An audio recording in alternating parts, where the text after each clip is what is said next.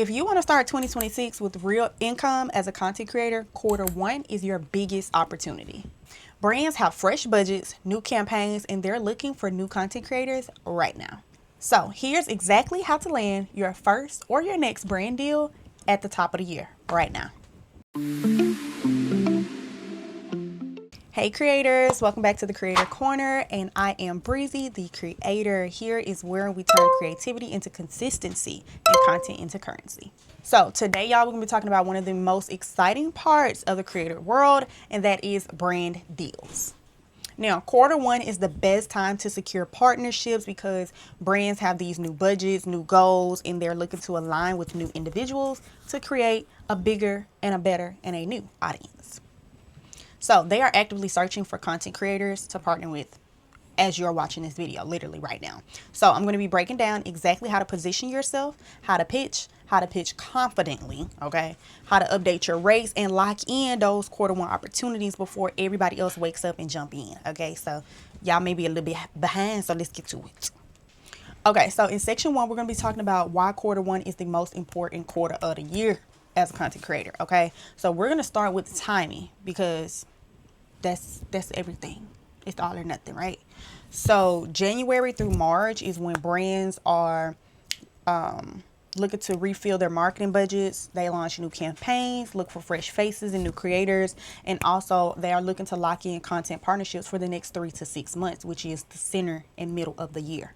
Okay, they're looking for that right now in Q1. Now, what this means is the window where creators show up and get paid is right now. So let's show up. So if you've ever wanted to land your first collab, raise your rates, Q1 this is the time to do it. All right, so let's move on to section number 2. We're going to be talking about how to refresh your media kit for 2026. Okay. So I'm going to give y'all, I don't know for sure if I'm gonna give y'all, but I'm gonna try to give y'all a very small sneak peek into what my media kit looks like. I don't want to show y'all too much, but I'm gonna give y'all a sneak. You know what? Do I care? I don't think I care.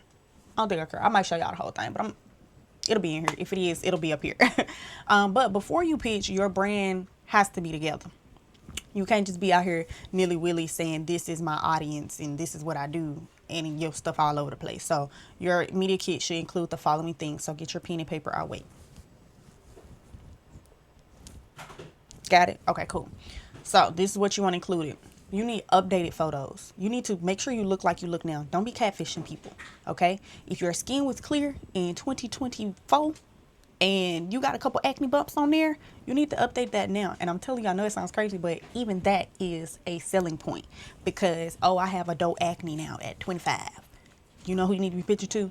Neutrogena, The Ordinary, all of these skincare brands. You see what I'm saying? So you need updated pictures always, no matter what. Okay. Next, refresh your bio. This is where you get to reinvent yourself and figure out how you want to reintroduce yourself. I love to do this every year. I do it maybe 2 times a year where I just upgrade me. Like if I've accomplished something new, if I have a new certification, if I'm experienced in something new or whatever that may be, or if you as a content creator, you now have unlocked a new audience. So you're not just a lifestyle content creator, you're a lifestyle and cooking creator because that took off, right? So make sure that you're updating or refreshing that bio. Got it? Cool. Next is going to be your niche and your content pillars.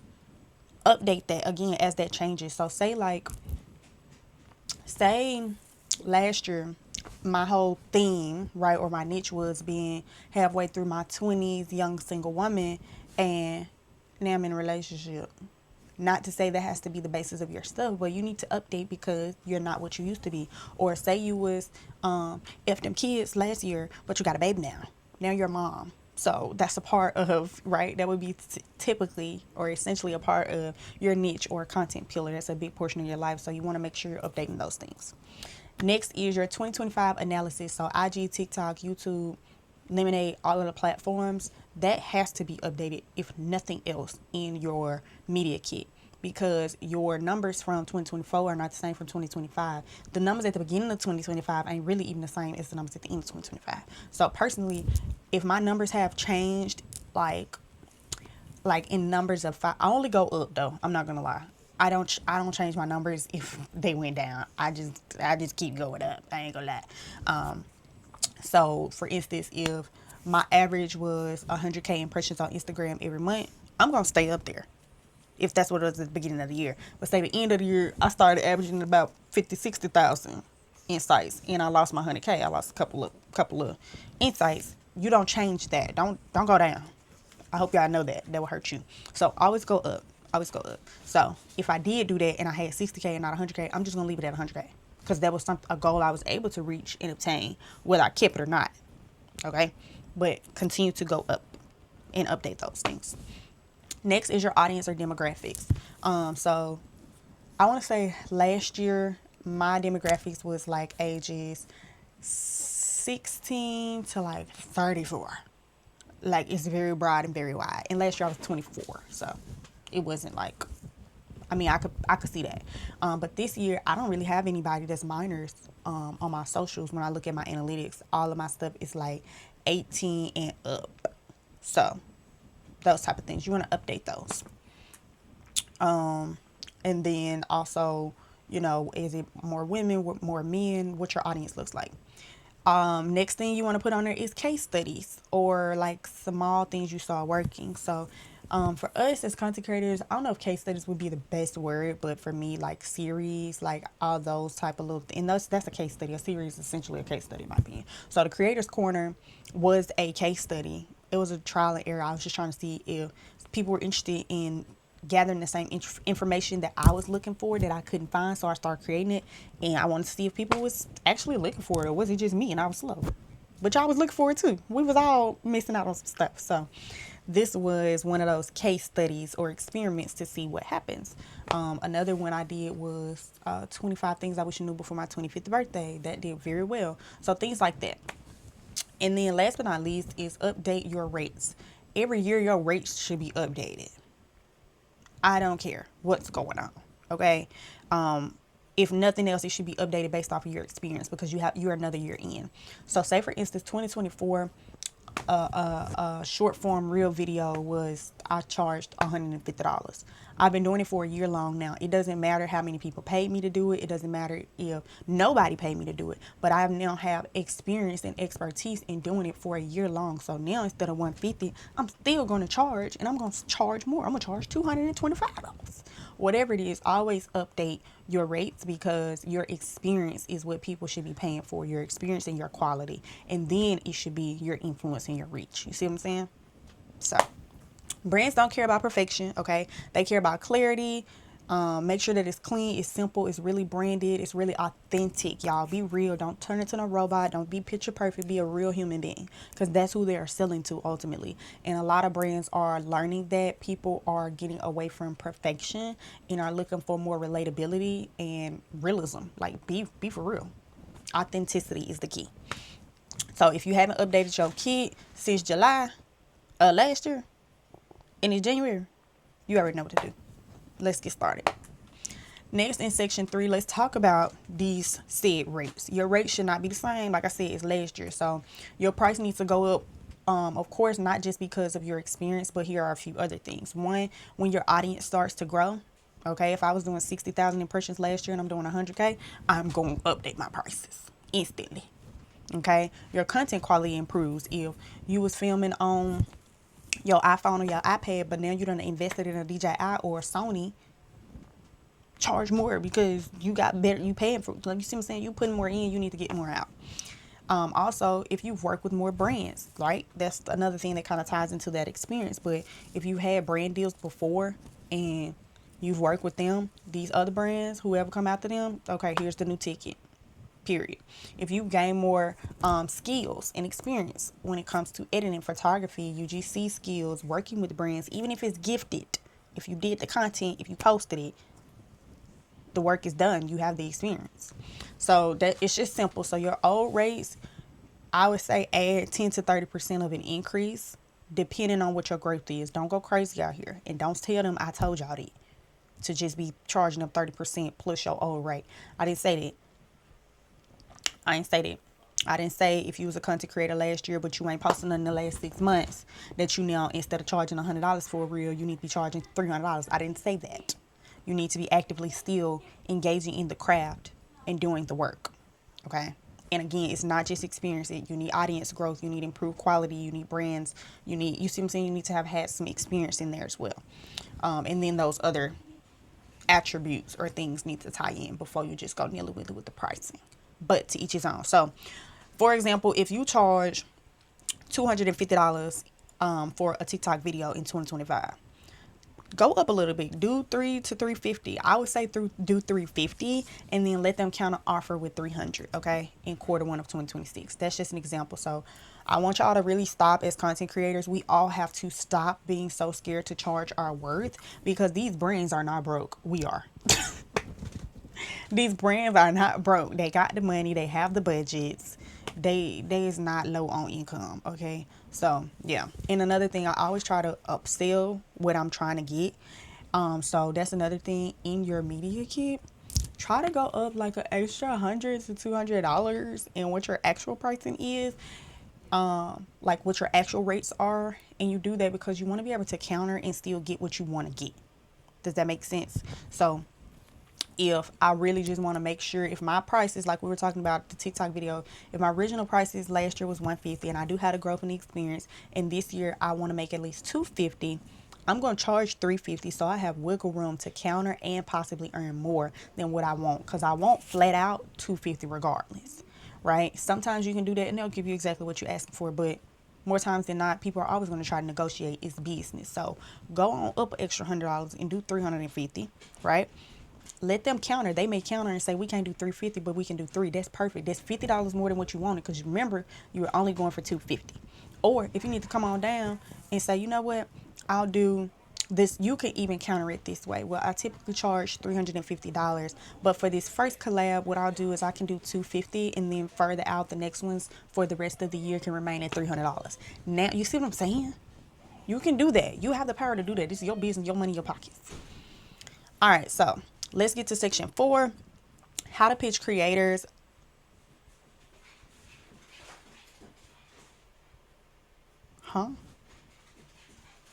Okay, next is section 4. We're going to be talking about how to pitch, okay? So here's the secret. You don't need thousands of followers to pitch to these brands, okay? Brands care about the quality, consistency, and alignment. That's what matters for real. That's it. Just those three. Okay, quality, consistent, alignment. Quality, consistent, alignment. Quality, consistency, alignment. Yeah. So your pitch needs to be short. Don't do too much. It needs to be warm and it needs to be super clear. Okay, very intentional. So who are you? Okay, why you love their brand, what type of content you create, and what value can you offer to them. Do not say, I want to collaborate. Because for what? For why? On what? And why? Huh? Don't do that. Say, here's how I can partner with you for quarter one, for your quarter one's goals, and bop, bop, bop, bop, bop. Okay? Professional, confident, results driven. For me personally, I like to come up with about 3 different ways I see myself collaborating with a brand. So let me see if I can give y'all an example. Like, I'm gonna try to do like a universal brand. So let's say, I need a brand, y'all. Let's say Garnier, right? They have hair care products now. I mean, they have hair care products, but they have the Garnier mineral water. Is that what it's called? So that's one company, right, that you can pitch for multiple different things. So, and I like to give them examples. So yeah, I want to collaborate with your brand for your quarter one goals. I see that you guys are tapping into skincare and these other things that you're like, what that product and those things, stronger hair and da da da da. Well, I'm someone who suffers from breakage in the hair, and I'm looking to restart my hair growth journey over and strengthening and getting my coils and curls back. And I would love to partner and collaborate on doing a series of products testing, something like that with you guys to see how your products work on natural hair, on black hair, on damaged hair, on colored hair, on, you see what I'm saying? You got to give it to them so they see where it aligns. You can't expect them to think about all that. And then you can also tell them I've been prone to adult acne due to makeup wearing. And so I've been looking for a product, right? Because they have it already. But I've been looking for a product to help with makeup removal and see how it betters my skin. And I would love to do content surrounding this product that you guys have. Give them those things. Okay? All right. So next is section 5, where to find quarter one brand opportunities. So you don't have to wait for emails, okay? Preferably don't wait for no emails, because especially if you're new, they're not coming to you. You get on them. There are so many places that you can find paid opportunities nowadays. Love it. It is a bit oversaturated. It's a lot, but yeah, we gotta do what we gotta do. So for one, creator marketplaces. So TikTok creator, Aspire IQ, brand collabs manager. You can do Meta, Impact, Shopify collabs. So it's some places that we can do. Also, you can do searches directly. So look for a brand ambassador and then put that brand name, or create a program for a brand name, things like that. Gifted opportunities for a brand name. And then, of course, if we have the OG, which is email pitching. So that's still the fastest way, in my opinion, that I think that you can get paid and find, so that you, that's still the fastest way that you can get paid, but you have to find those emails, and some places you can find them, I've told y'all before, is LinkedIn. That's my go-to. There's also a new platform. I don't have any experience on it, but I will be tapping in, is hunter.io. And then like the brand's press pages, sometimes they'll have like brand collab emails and things like that. So essentially you're your own agent. You just got to pitch yourself, get to it. You don't have to pay nobody to do it. So let's get into our wrap up. So what I will be doing for you guys is to help you guys to pitch with confidence. I'm going to be creating a 2026 brand pitch email template and rate card guide for you. Okay. I'm going to just do it for you. It's going to be free. Okay. It's on my website. You just simply have to subscribe and it'll be emailed to you after you have subscribed. Okay. It includes the exact pitches that have helped creators land $250 to $500, even $2,000 brand deals. And I'm speaking for myself. I know that these work because I've used them and I've received those amounts of money from these email pitches. So yeah, so make sure that y'all grab it. It's gonna be in the email below. Don't forget to subscribe every single Monday at 10 a.m. Central Standard Time. We are leveling up your creator career together, so make sure y'all tune in. Don't forget to like, share, comment, subscribe. Comment, subscribe. Hey, like, share, comment, subscribe. Comment, subscribe. And I'll see y'all in the next one. Bye.